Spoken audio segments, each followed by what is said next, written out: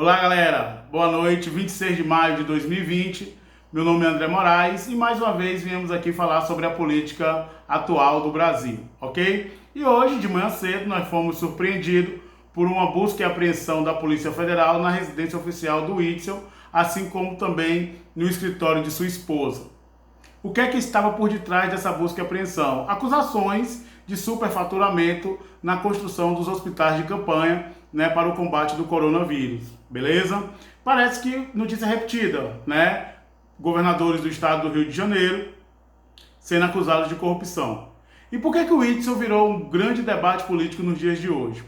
Bem, agora a gente vai tentar destrinchar todo esse processo da Polícia Federal, que na verdade essa história não começa hoje, com a chegada da Polícia Federal na casa do Witzel. Essa história começou ontem. A Zambelli, ela deu uma entrevista para uma rádio gaúcha. A Zambelli, todos nós sabemos, a deputada federal que é praticamente a grande defensora do bolsonarismo hoje no Brasil. A Zambelli, ela deu uma entrevista na rádio gaúcha e meio que fez algumas previsões sobre ações da Polícia Federal contra alguns governadores. Todos nós sabemos hoje que o Witzel, ele foi eleito na onda bolsonarista. Ele foi eleito naquela onda do bolsonarismo, tanto é que nas pesquisas ele não aparecia muito bem colocado, mas nos últimos 15 dias de campanha o Witzel deu um salto, sempre colado com o Bolsonaro, sempre ali no mesmo discurso, aquelas coisas bem semelhantes ao bolsonarismo. Era o herói, para muitos bolsonaristas, principalmente quando ele começou com ações extremamente polêmicas, inclusive nas favelas do Rio de Janeiro, em busca da chamada combate às drogas, beleza? Então o Witzel e os bolsonaristas andavam ali agarradinhos, todos bonitinhos. Hoje em dia, o Witzel é chamado de traidor pelos bolsonaristas. Por quê? Porque ele permitiu, ou ele não deveria permitir, não sei se tem como fazer essa ideia de permitir ou de não permitir, mas é que a Polícia Civil do Estado do Rio de Janeiro, nas investigações sobre Marielle, se aproximaram do clã bolsonarista, do seu condomínio, e Bolsonaro se chateou com algumas práticas da Polícia Civil, acreditando que o Witzel deixou as coisas correrem muito solta e ameaçarem seus filhos. A partir dali, começou a ocorrer um desligamento e choques, principalmente entre o Carlos Bolsonaro, e o Witzel. Esse choque acabou criando uma divisão e o Witzel virou o grande traidor do clã bolsonarista, beleza? Bem, a verdade é que agora com a pandemia, essas rivalidades se acirraram, principalmente entre o governo do estado de São Paulo, o governo do Rio e o clã Bolsonaro, o governo de Bolsonaro. Por quê? Porque o Witzel adotou políticas interessantes, de combate ao Covid, como o isolamento, contrário ao pensamento do Jair Bolsonaro, e essas críticas se acirraram, tanto de um lado como de outro. Afinal de contas, os bolsonaristas entendem que o Witzel pode vir a ser uma força no Rio de Janeiro, não que vá ser candidato a presidente para concorrer com o Bolsonaro, mas uma reeleição no Rio de Janeiro do Witzel não é interessante para o clã, Afinal de contas, a gente não sabe as pretensões políticas do Carlos e do Flávio Bolsonaro. O fato é que hoje essa rivalidade ela é evidente.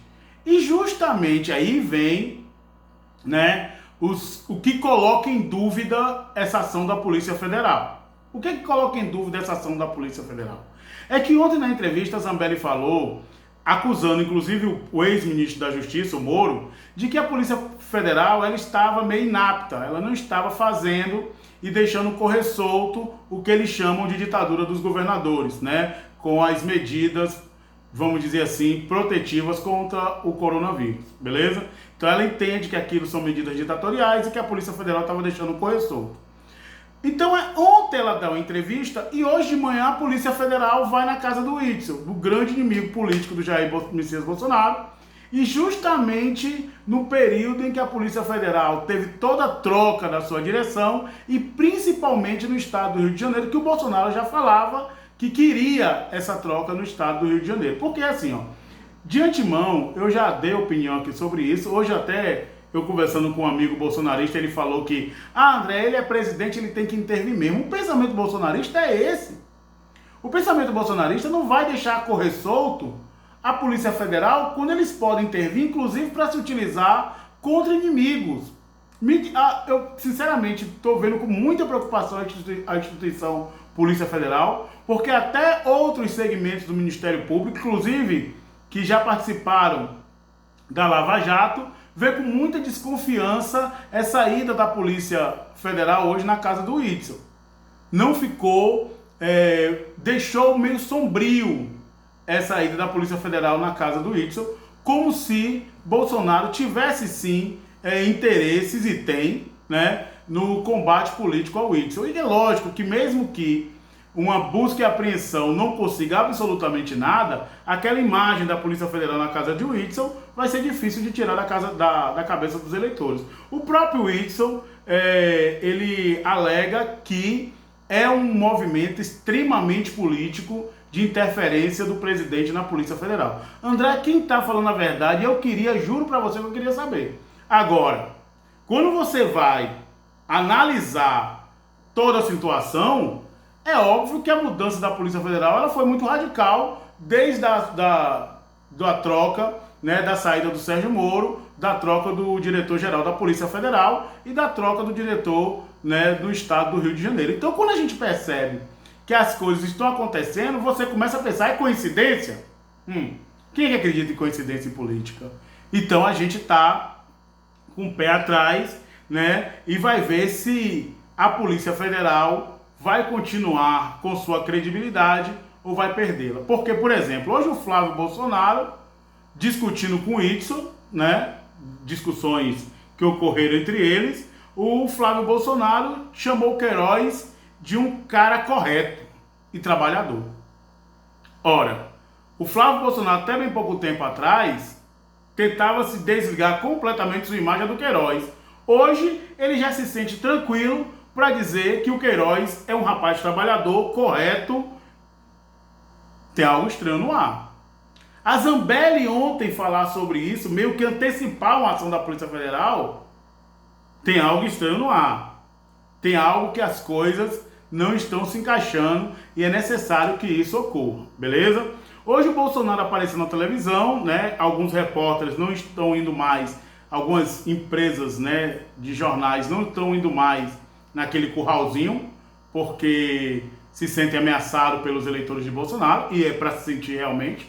Afinal de contas, as agressões à imprensa impulsionada por esse governo acaba se tornando cada dia mais fatídica, né? Então, ele foi lá no curral, conversou um pouco com a imprensa, não estava a Folha, não estava Estadão, não estava a Globo, tinha alguns, e ele, mais uma vez, solicitou a abertura de comércio devido à crise econômica, né? Justamente, aí minha opinião, justamente no pior momento dessa pandemia, né? Estudos norte-americanos catastróficos alegam que vão morrer cerca de 125 mil brasileiros até agosto.